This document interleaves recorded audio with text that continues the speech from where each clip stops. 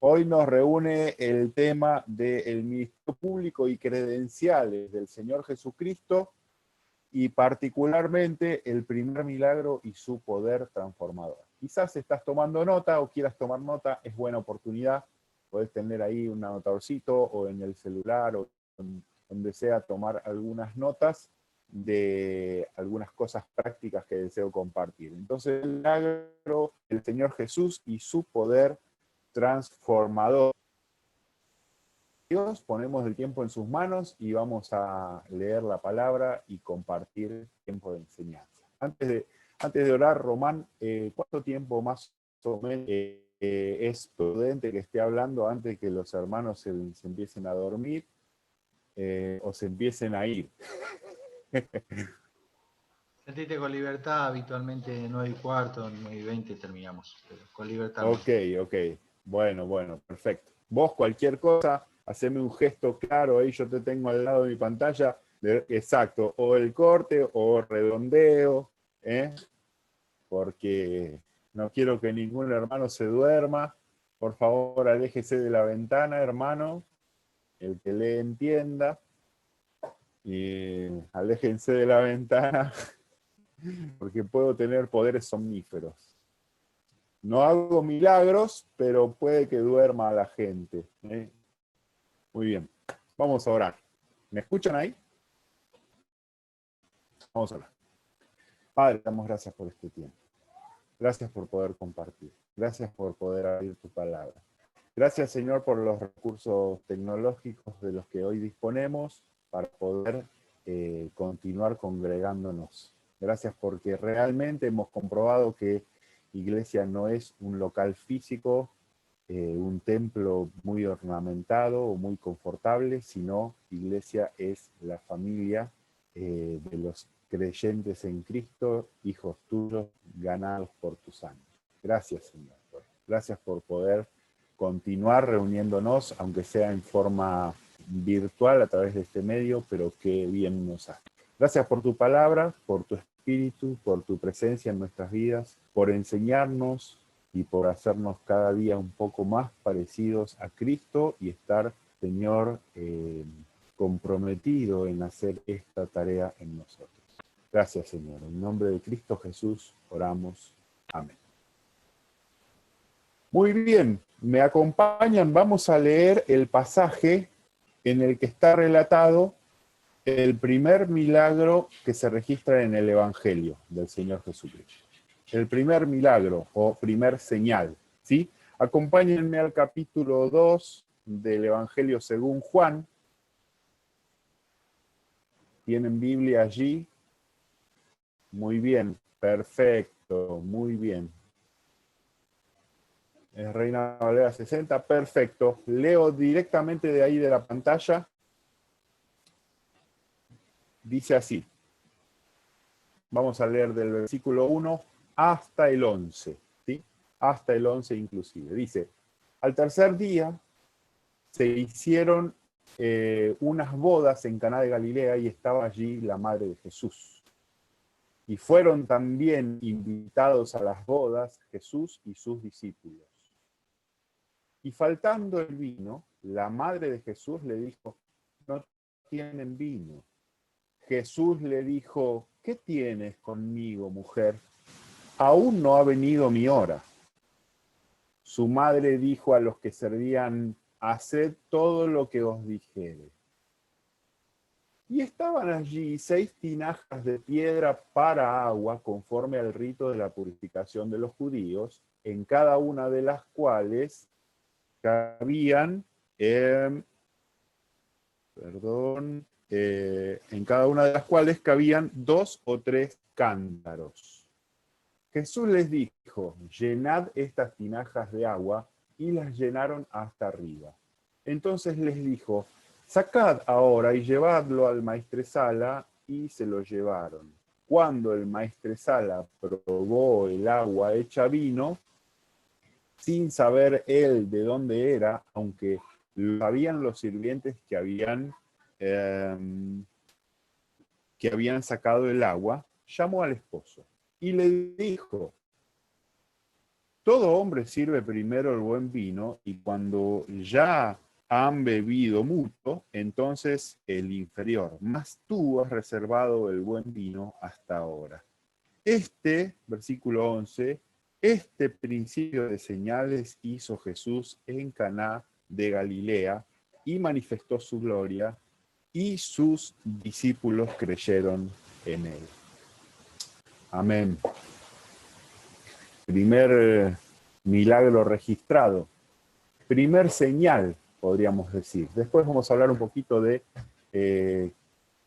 qué diferencia podemos establecer entre milagro y señal. ¿Ok? Pero primer milagro o señal de parte del Señor. Muy conocido pasaje, ¿verdad?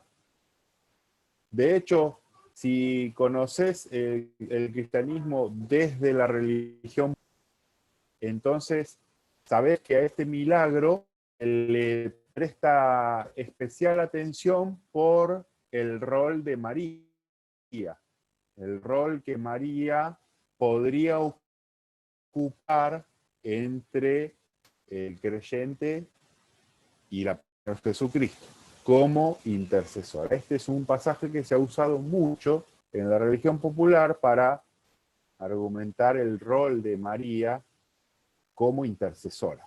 Este y otros pasajes, pero este puntualmente. Pero este es un pasaje que tiene un valor importantísimo, como el título del estudio lo indica, porque es una señal que es una muestra de credencial. De hecho, los milagros son manifestaciones sobrenaturales que implican que alguien tiene un poder sobrenatural sobre el mundo físico para hacer una operación, una transformación, para vencer alguna ley de la naturaleza de manera inexplicable desde el punto de vista de la razón, para vencer limitaciones del mundo físico en el que vivimos. Eso es un milagro. Pero la señal, en este caso la señal, que no es solamente un milagro, la señal tiene un propósito particular. Un propósito importante. Vamos a hablar más adelante de esto. En primer lugar, en este pasaje tendríamos que entrar un poquito en el contexto de cómo era la situación en la que estaba. Viste que comienza el pasaje relatando que hay una boda. Seguramente en todas las culturas las bodas son festejos importantes socialmente, porque el matrimonio es una institución importante socialmente. Si bien hoy se apunta socialmente a acreditar el matrimonio heterosexual y exclusivo y permanente, tal como el Señor lo dispuso, si bien hoy se tiende a querer atentar contra esa institución y deformarla, en todas las civilizaciones es muy importante. Es la base de la célula más pequeña de la sociedad, que es la familia, el matrimonio. En esa época era así, pero no era como ahora. En aquella época, ¿alguien sabe, me sabe decir cómo eran los matrimonios en la antigüedad en Oriente? A ver, acá le pido a alguno o alguna que quiera prender el micrófono y me dice cómo eran, brevemente, cómo eran los casamientos o la celebración de los matrimonios en esa época. Alguien, a ver, ¿quién va a ser?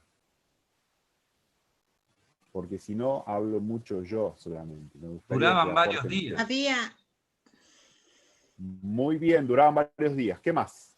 Había intervención de la familia, o sea, los padres generalmente eran los que elegían, ¿no? Era, Tipo Abraham. o sea, era medio arreglada la cosa, ¿no? Era arreglado ahí con los... Medio no, era arreglado. O sea, era arreglado entre la familia, sí, sí. ¿Qué más? ¿Qué más se sabe del casamiento en esa época? ¿Cómo se hacía un casamiento? Viste que hoy en día se hace un casamiento que tiene que ver con una ceremonia civil, a veces una ceremonia religiosa y luego un festejo, un evento social. ¿Alguien sabe cómo eran en esa época? El centro era el novio y no la novia. Muy bien. Ahora es al revés, ¿verdad? En nuestra cultura nadie va a ver al novio y todos queremos ver a la novia entrando. Es verdad. ¿Qué más?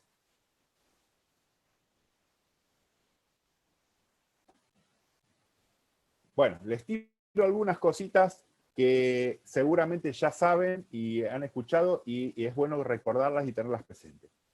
La ceremonia del casamiento oriental, en ese tiempo, en el tiempo del uso y costumbre bíblica, esto lo pueden corroborar si van a algún libro que trate usos y costumbres bíblicos, tenía al menos 3 etapas que eran distinguibles. 3 etapas distinguibles. En primer lugar, el desposorio.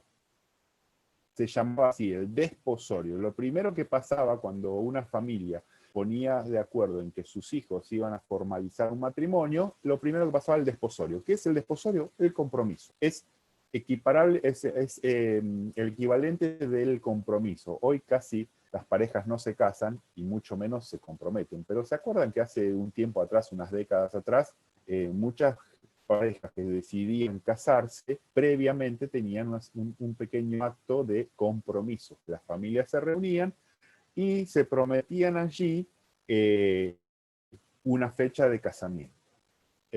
¿Ok?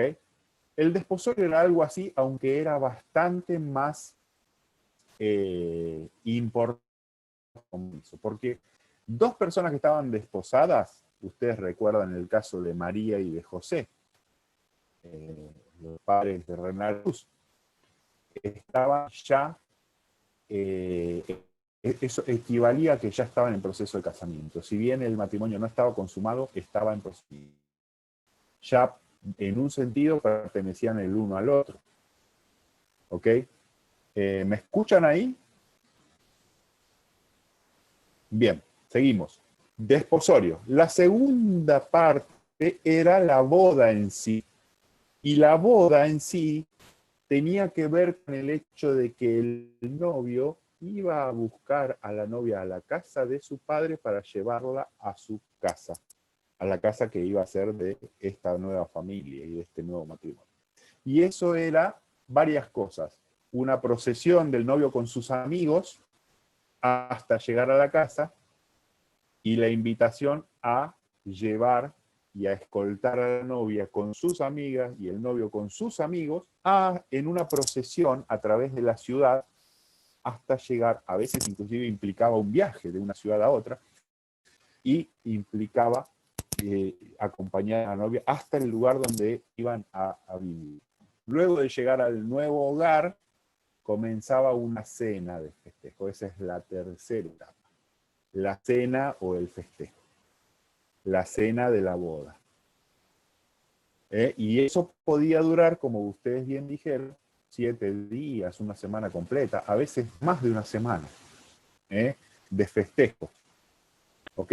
Y se celebraba eso, esa unión. Esto es importante tenerlo en cuenta porque lo que pasa acá en la fiesta pasa probablemente 3 días después de que Jesús sale de Betania, de estar allí con Juan el Bautista en el capítulo 1, va a Galilea, aproximadamente 100 kilómetros, recorre algunas ciudades, llama a sus discípulos, todo eso le tomó aproximadamente 3 días, que es lo que dice el pasaje, ¿ven? Dice 3 días después, al tercer día.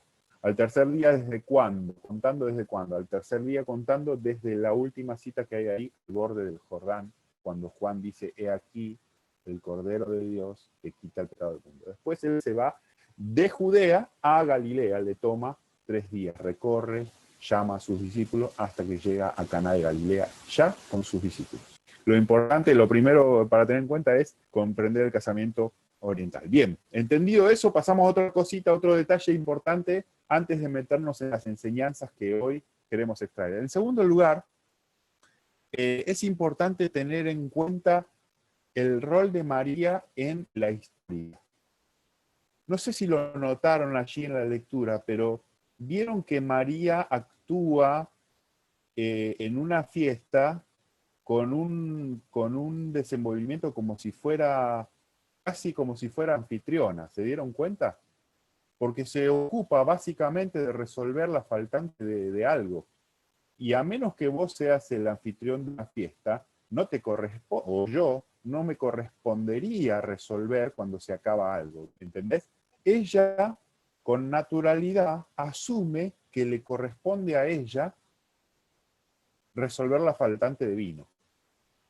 Esto marca lo que dicen los estudiosos de que María probablemente era una invitada de honor dentro de la fiesta, y algunos escritores extrabíblicos, no lo dice la Biblia, pero algunos comentaristas, e inclusive la tradición popular, la tradición de la Iglesia Católica, dice que María era probablemente pariente cercana de los novios o del novio. Es más, algunos autores católicos de la tradición que va alrededor de la Biblia dicen que María era pariente cercana de uno de los novios. No hay un texto que lo diga, ¿verdad? No hay un texto bíblico que diga eso. Pero lo infieren leyendo el pasaje. Evidentemente María era importante ahí, porque si no, no se metería en eso. Pero es importante que veamos esto. Está invitado Jesús. ¿Notás allí que está invitado Jesús con sus discípulos?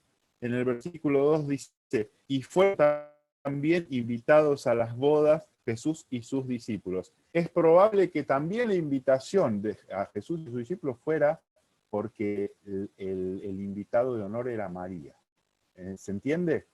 Leí por ahí que hay un autor católico, leí cuando estaba estudiando, que hay un autor católico que asegura que el parentesco, María era tía del novio. No sé de dónde, pero no tiene, no deja de tener cierto sentido esto, ¿ok?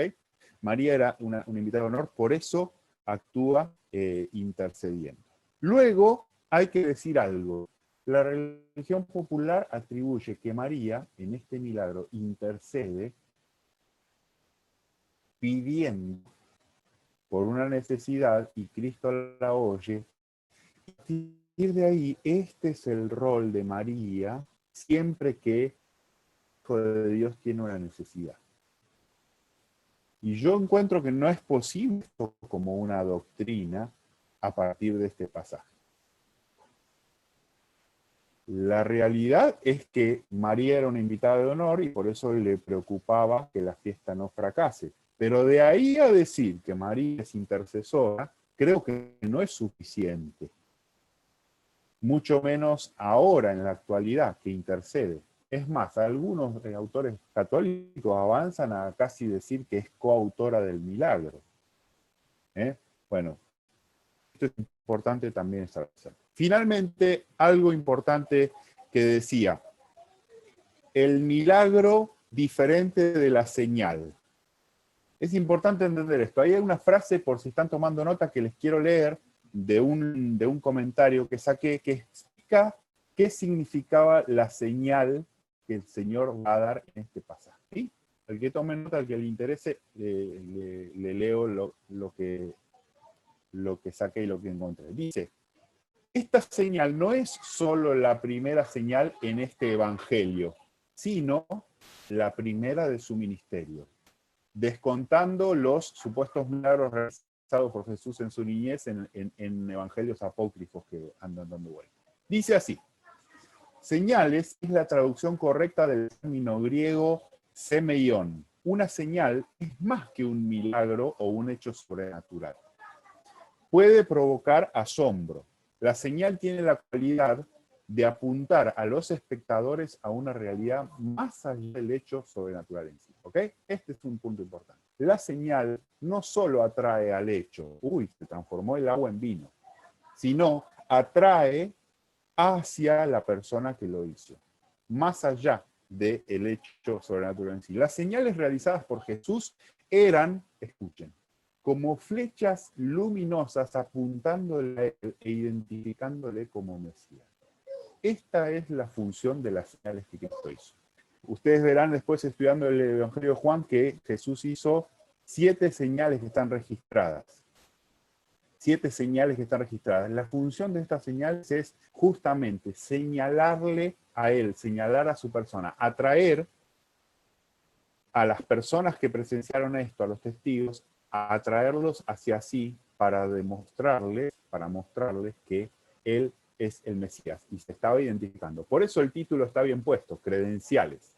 El primer milagro y las credenciales. Muy bien, ahora sí, nos metemos de lleno en el pasaje porque quisiera compartir algunas cosas sencillas y prácticas. En primer lugar, quiero comentarles lo siguiente. ¿Es verdad que Dios es poderoso en la actualidad para hacer milagros? Amén. Sí. ¿Es que Dios puede intervenir en respuesta a la oración de sus hijos para obrar milagrosamente? Amén, también es cierto. ¿Es verdad que Dios no está obligado a responder nuestras oraciones positivamente de acuerdo a lo que pedimos? También es cierto. Este pasaje nos muestra varias cosas, pero la idea es la siguiente. Algunos principios o algunas cosas de cómo Dios actúa cuando hace un milagro. Eso es lo que yo les quiero compartir, les quiero proponer. 4 cosas que veo aquí que Cristo hace cuando hace un milagro. O sea, repito, no siempre que hay una necesidad o que pido, Dios obra un milagro. Sin embargo, lo que veo aquí, les quiero compartir 4 cosas que Cristo hace cuando sí efectivamente interviene, cuando mueve su mano y cuando opera un milagro. En primer lugar, vamos a leer el versículo 3, porque encuentro la primera cosa que Cristo hace cuando Él obra un milagro. Dice el versículo 3, y faltando el vino, la madre de Jesús le dijo, no tienen vino. Yo encuentro lo siguiente. En primer lugar, Cristo conoce la necesidad. En este caso, a través de María, Él llega a conocer y a interiorizarse de la necesidad. Otro tema de otro estudio sería saber si Él lo sabía previamente, si Él como Dios, que todo lo sabe, ya conocía de esta situación. Eso es estudio de otra serie de estudios. Pero sin entrar en eso, lo que decimos es que Cristo sabe, llega a ser, sabe, conoce la necesidad. Esto es importante. Cuando Dios obra un milagro, conoce qué es lo que está faltando, qué es lo que está pasando. No es que no conoce de qué se trata. Por ejemplo, yendo a lo práctico, cuando Dios obra e interviene sanando a una persona, Él conoce de esa necesidad.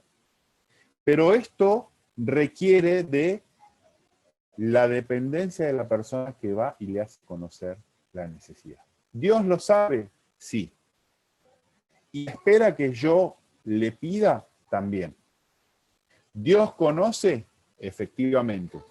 ¿Espera que yo manifieste mi dependencia y ore a Él y le haga conocer la necesidad? También es cierto. Así que Dios, cuando obra un milagro, en primer lugar, conoce la necesidad. La conoce específicamente. La conoce porque Él es Dios y conoce todas las cosas, pero la conoce también porque hay alguien que la da a conocer. En este caso fue María. Bien. La segunda cosa. No solamente conoce la necesidad. La segunda cosa, en el versículo 4, si estás ahí leyendo, vas a ver, dice, y Jesús le dijo, ¿qué tienes conmigo, mujer? Aún no ha venido mi hora. Aquí hay otra cosa, cuando Cristo hace un milagro, no solo conoce la necesidad por la que tiene que intervenir, también, además de eso, tiene un sentido de oportunidad, Cristo. Sabe qué es lo oportuno. Cristo no perdió de vista la necesidad, pero tampoco perdió de vista, tampoco desconoce qué es oportuno hacer. Dice, aún no ha venido mi hora. ¿A qué se refiere? Bueno, evidentemente, varias veces Cristo en este evangelio hace referencia a su hora. Varias veces lo dice. Más adelante ustedes van a leer que Cristo dice que ha llegado mi hora, en el capítulo 17, cuando Él está orando. Ustedes recuerdan cuando Él está intercediendo y está orando horas antes de ser llevado a la cruz, ora por sus discípulos y dice, Padre, ha llegado mi hora, glorifícame. Unos capítulos antes, Él dice, nadie me quita la vida, dice Cristo. Yo de mí mismo la pongo. Tengo poder para poner mi vida y para volverla a tomar. Y después agrega y dice, ¿y qué voy a pedir al Padre? ¿Líbrame de esta hora? No, yo para esta hora he nacido y he venido al mundo, dice Cristo. Siempre hay una referencia recurrente en el libro de Juan a su hora. ¿Cuál es su hora? Bueno, no es otra que el hecho de la redención, la cruz del Calvario, la muerte y la resurrección. Y entonces Cristo, cuando le dice a su madre, mujer, ¿qué tienes conmigo? No ha llegado mi hora, lo que quiere decir es, yo tengo claro a qué vine, qué estoy haciendo, y no deseo precipitar las cosas. Hay otra expresión más en el Evangelio que dice que Cristo, conociendo que su hora había llegado, afirmó su rostro para ir a Jerusalén. Hay otra expresión más en este sentido en la que Cristo dice que evitó a la multitud porque sabía que su hora no había llegado. ¿Ves? Y entonces quiero decir, Cristo, al hacer un milagro, sabe lo que es oportuno. En este caso, la hora de manifestarse en señales todavía no había llegado y él no deseaba precipitar las cosas, no deseaba ser inoportuno. ¿Conocía la necesidad? Sí, es lo primero que dijimos. Cristo hace un milagro porque conoce la necesidad. La conoce porque Él es Dios, pero la conoce porque también alguien la dio a conocer. En segundo lugar, Cristo conoce la oportunidad, conoce lo que es oportuno. ¿Es oportuno intervenir o no lo es? ¿Esto va de acuerdo al plan de Dios, a la voluntad de Dios, o no va de acuerdo a la voluntad de Dios? ¿Es oportuno el tiempo de que Dios intervenga o no es oportuno? Dios conoce eso. Así que ya dos cosas que dijimos que Cristo conoce cuando está obrando un milagro. En tercer lugar, vamos al versículo 7.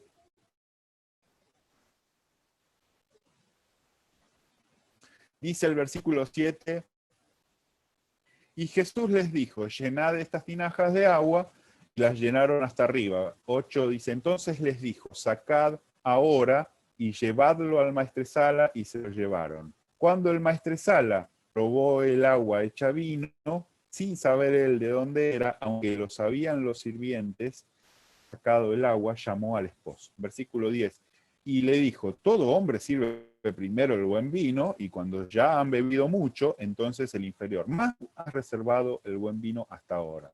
Este principio de señales hizo Jesús en Cana de Galilea y manifestó su gloria. Los discípulos crecieron en él. ¿Sabes qué veo aquí? Cristo hace un milagro, pero conoce el entorno, conoce el contexto, conoce las particularidades del entorno, conoce qué está pasando. No interviene en forma aislada, extraña al contexto. ¿Por qué lo digo? ¿Ves cómo él conoce el ritual? ¿Cómo él conoce las costumbres? ¿Cómo él conoce los elementos? Esas tinajas que están allí, de las cuales Juan da detalle, esas 6 tinajas que estaban allí, tinajas que probablemente podían contener alrededor de entre 60 y 90 litros, por lo que dice acá la medida. Entre 60 y 90 litros de líquido, lo que da un número muy alto de litros. Podían contener una capacidad importante. Son 6 tinajas de 90 litros, ponele. 6 tinajas de 90 litros, son muchos litros, no sé. Quizás alrededor de 500 litros, alrededor de ese número. Un poco menos de 600 litros, 500 litros, es mucho. En una boda y en un evento familiar, 500 litros de vino era costoso. Lo sería ahora. 500 litros de vino sería costoso. Pero no cualquier vino. Aquí hay una referencia de un encargado de catar el vino, un encargado de eso, y él dice que era de lo mejor que había. Quiere decir que esto, desde el punto de vista económico, hay un autor que dice, fue un gran regalo que el Señor dio a esa familia. Primero porque era una cantidad excesiva probablemente para esta fiesta, y eso quedaría, con lo cual hay un valor allí. Hay un valor que le queda a esa familia. Es un gran regalo. Es un gran regalo porque era una cantidad enorme de un vino costoso. ¿Ok? Pero Cristo conoce el contexto, hizo llenar las 6 tinajas, las hizo llenar hasta arriba para que nadie especulara con que el milagro no fue milagro. ¿Te diste cuenta el detalle? Estaban llenas hasta arriba. En la tinaja no cabe más. Quiere decir, no se le puede poner nada. Aquellos críticos que especulan con que Cristo hizo milagros o no, que quieren racionalizar o explicar cómo Cristo hizo los milagros y no admitir que hay algo sobrenatural, aquellas personas podrían decir, claro, pero Cristo agregó ahí. No, los que pusieron agua, los testigos, dijeron que pusieron agua hasta arriba, hasta el borde. No cabía más nada. De hecho, ¿te diste cuenta un detalle? La transformación del vino, ¿en qué momento, del agua a vino, en qué momento ocurrió? ¿Tenés la vista ahí en la Biblia? La transformación de agua a vino, ¿en qué momento ocurre? ¿No ocurre acaso en el momento en que Cristo da la orden, saquen agua y llévenle al maestresala? Quiero decir, cuando les dice, sacad ahora y llevadla al maestresala, todavía está hablando de agua. Y fíjate, en el versículo 9 confirma eso, dice, cuando el maestresala probó el agua hecha vino sin saber de dónde era, pero los sirvientes sí sabían que habían sacado, estos sirvientes alcanzaron agua, o sacaron agua, y en el camino se produjo esa transformación. Evidentemente fue allí, no fue en la tinaja, sino fue en el momento en que se trasladaron ya con ese vaso, con ese recipiente. Y ahí ocurrió el milagro. Quiero decir, Cristo conoce el contexto, sabe cómo moverse, sabe la situación que rodea una necesidad. Conoce la necesidad, pero conoce el contexto en el que estamos. Cristo entiende los parámetros en los que nos movemos, entiende la necesidad, conoce la oportunidad, lo que es oportuno, pero también conoce el contexto en el que estamos. Conoce las normas sociales, conoce las limitaciones, conoce el contexto familiar en el que estoy, conoce los intereses en los cuales me muevo. Y no ignora eso al obrar un milagro.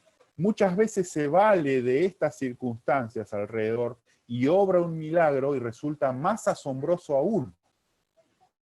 Cristo tomó las 6 tinajas, podría haber prescindido de las 6 tinajas, pero evidentemente hizo un milagro muy asombroso. Llenó una enorme cantidad de agua, comprobadamente agua, y la transformó en vino. Él podría haber prescindido y simplemente transformar el vino y rellenar los recipientes de cada persona que estaba bebiendo ahí en la mesa, pero en la fiesta. Pero de hecho, tomó los elementos que estaban allí. Él conoce el contexto. Se vale de esto, ¿ok? Bien. En último lugar, una cuarta cosa, porque ya el tiempo avanza y estamos prácticamente en la hora de cerrar. En cuarto lugar, Cristo conoce la necesidad porque Él es Dios y lo sabe, pero también porque alguien lo conoce la oportunidad. ¿Qué es oportuno? Si hacer ese milagro, hacerlo en ese momento. Pero también conoce el contexto y se adapta y obra en función de la realidad en la que va a intervenir. Y en último lugar, el versículo 11 dice, este principio de señales hizo Jesús en Caná de Galilea y manifestó su gloria, y sus discípulos creyeron en él. En segundo lugar, en último lugar, en cuarto lugar, Cristo hace un milagro, pero conoce el resultado del milagro. Siempre, siempre el resultado del milagro y siempre el resultado de la señal tiene un objetivo que Cristo lo conoce, por eso lo hace. ¿Sabes cuál es? No es otro, no hay otro resultado que no sea glorificar a Dios. Que los que van a ver esto atribuyan ese hecho milagroso, esa señal sobrenatural, la atribuyan a la intervención divina.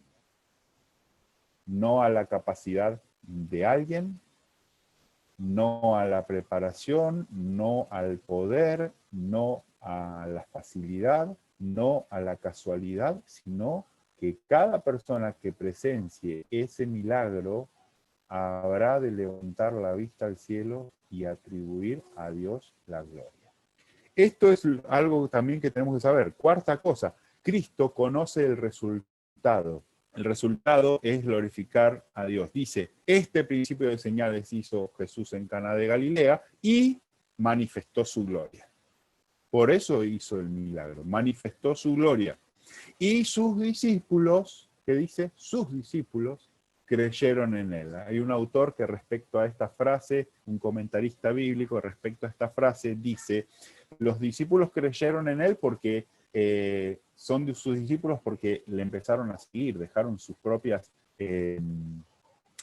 ocupaciones, dejaron inclusive familia atrás, dejaron a veces ocupaciones laborales atrás para comenzar a seguirle porque le creyeron, evidentemente. Pero hubieron de ir creyéndole cada vez más e ir reconociéndole cada vez más. Y no es así con nosotros. ¿No es verdad que de a poco hemos ido creciendo en creerle al Señor, en conocerle, en tener más confianza en Él, en entregarle un poco más de nuestra vida? Bueno, así fue con los discípulos. Cristo conoce el resultado. Bien, estas 4 cosas las veo en el pasaje. Veo que Cristo hizo un milagro, una señal. Pero veo que hizo la señal porque conocía la necesidad. Veo que hizo un milagro, hizo una señal porque conoce si era oportuno o no hacerlo. Veo que Cristo hizo una señal conociendo el contexto en donde estaba esa necesidad. Y veo también que Cristo hizo el milagro conociendo el resultado de glorificarle a Él. Bien, yo pienso, ¿cómo aplico esto? ¿Qué enseñanza práctica saco para mí? Hermano, ¿cómo puede ser de bendición este pasaje en la forma práctica para el día a día? Yo anoté 4 cosas, una en función de cada cosa que anoté. Una para cada punto. Si anotaste los puntos, puedes anotar abajo una idea para aplicar. ¿Ok? Y con esto deseo terminar. En primer lugar dijimos que Cristo hace un milagro porque conoce la necesidad. Entonces yo aplico esto. Si Dios conoce mi necesidad, debo pedirle. ¿Le pedís a Dios? ¿Orás? ¿O ya bajaste los brazos para dejar de pedirle por esa necesidad? Sea cual fuere. ¿Seguís pidiendo? ¿Recordás a la viuda que iba a pedirle al juez injusto en la parábola que el Señor contó? ¿Recordás que esa viuda en suma necesidad iba y le pedía con insistencia al juez injusto? Y dice la parábola que el juez injusto se cansó y dijo con sus amigos, comentó, dijo, yo le voy a hacer justicia a esta viuda. No porque soy bueno, sino porque me va a cansar, va a venir de continuo y me va a cansar. Y el Señor dice al final de esa parábola, ¿cuánto más vuestro Padre Celestial, que no es un juez injusto, obrará? Pero la enseñanza es a pedir con perseverancia. ¿Vos pedís? Porque si vemos que Dios obra un milagro y Él conoce la necesidad, lo que tengo que hacer es pedirle, seguir pidiéndole, desistir de pedir y de clamar por esta necesidad. Cual fuere, puede ser física, puede ser económica, puede ser unido emocional, puede ser de índole espiritual, cual fuere la necesidad. Si Dios conoce la necesidad, debo pedirle. En segundo lugar, dijimos que Dios conoce la oportunidad, si es oportuno hacer el milagro o no. Entonces, si Él sabe que es oportuno, debo confiar en Él, confiar en que Dios sabe lo que hace. Ay, ¿cómo cuesta esto? Porque si fuera por mí, yo desearía que Dios haga las cosas a mi manera en el momento que lo pido, ¿verdad? Sin embargo, si yo digo y observo en la Biblia que Dios obra un milagro, pero Él sabe lo que es oportuno, entonces debo confiar en Él. Que no hace nada en desorden, que no hace nada que sea inoportuno, que no hace nada que sea innecesario de acuerdo a sus planes.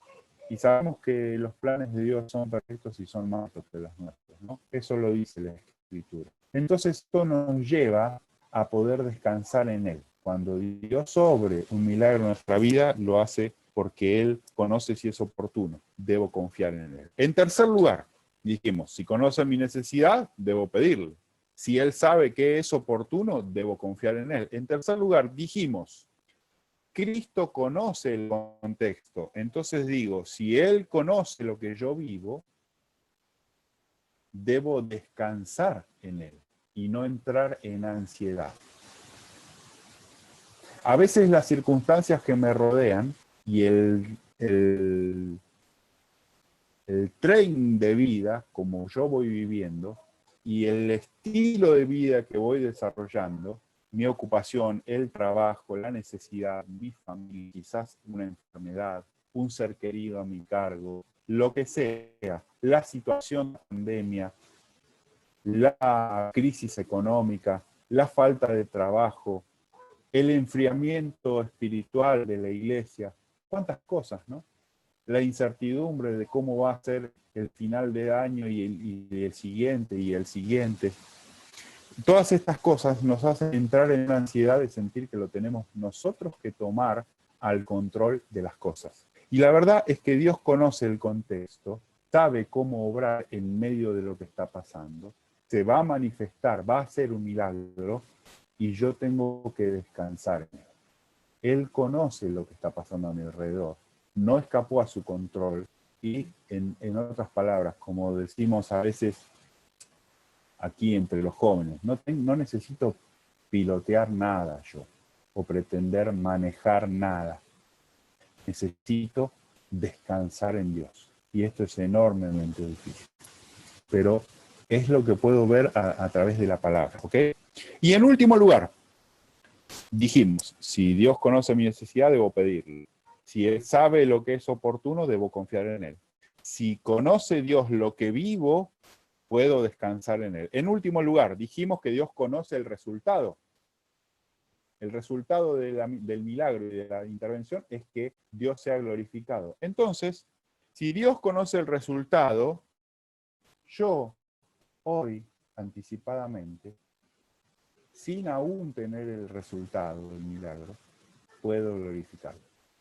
Puedo atribuirle a Dios la gloria.